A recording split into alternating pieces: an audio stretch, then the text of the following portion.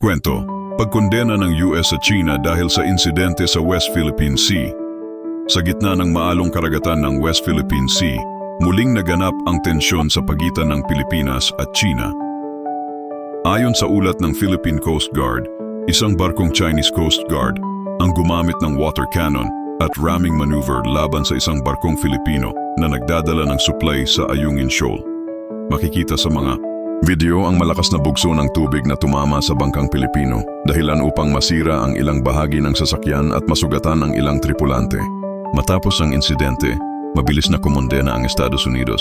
Sinasabing malinaw itong paglabag sa karapatang pantao at sa freedom of navigation sa loob ng teritoryong sakop ng Pilipinas. Ayon sa US State Department, ang anumang pag-atake sa mga barkong Pilipino ay pag-atake rin sa soberanya ng Pilipinas na protektado sa ilalim ng Mutual Defense Treaty.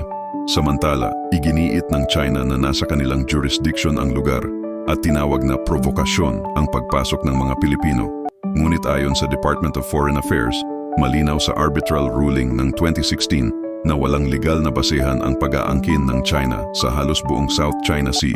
Habang patuloy ang sigalot, naninindigan ang mga Pilipino sa karapatan nilang maglayag sa sariling karagatan.